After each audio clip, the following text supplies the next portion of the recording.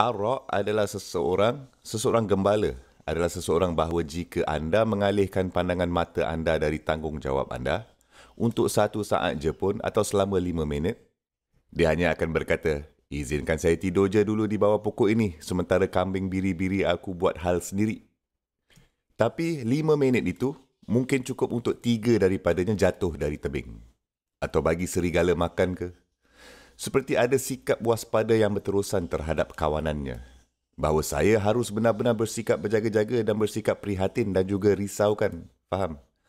Dalam hal ini, haiwan di bawah jagaan saya. Tetapi dalam kes kita, orang-orang di bawah jagaan kita.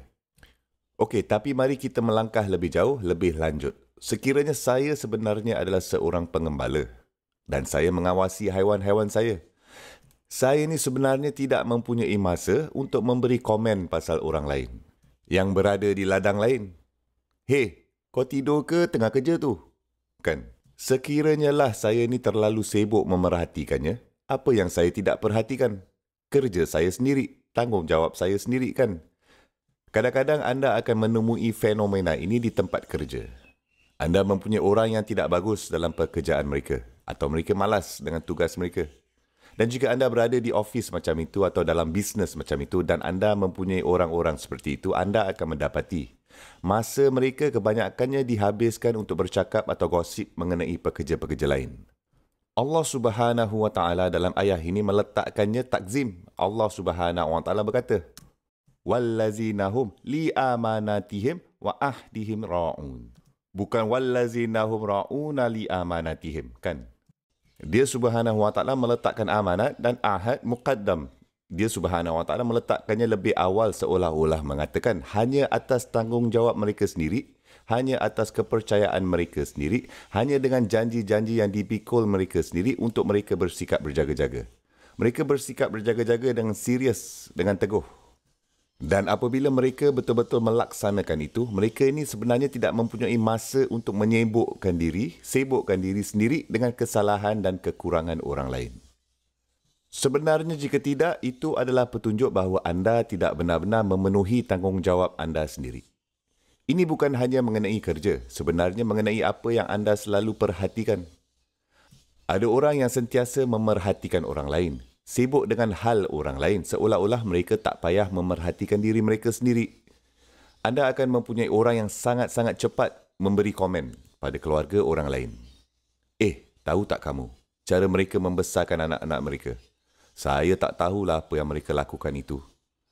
Macamlah anak-anak anda dibesarkan sebagai malaikat.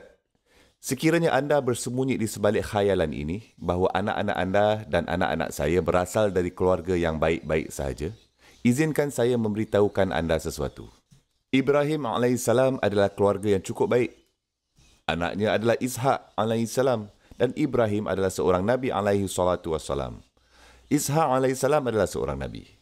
Ishak AS mempunyai seorang anak lelaki, Yaqub AS. Dia juga seorang Nabi. Jadi, datuk adalah seorang Nabi, bapa adalah seorang Nabi, cucu juga seorang Nabi. Yaqub mempunyai ramai anak dan salah satunya adalah seorang Nabi, Yusuf AS. Tapi beliau juga mempunyai anak-anak lain. Anak-anak ini berasal dari keluarga yang cukup baik.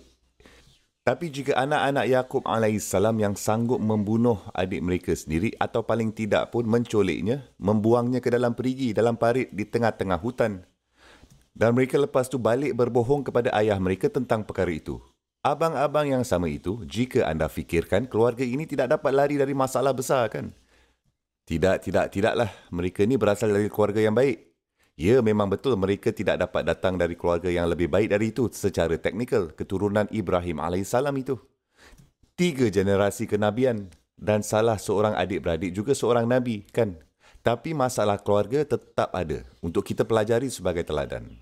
Okey, sebelum anda memerhatikan orang lain dan mengkritik mereka, anda dan saya semestinya bimbangkan tentang apa yang berlaku di rumah kita sendiri.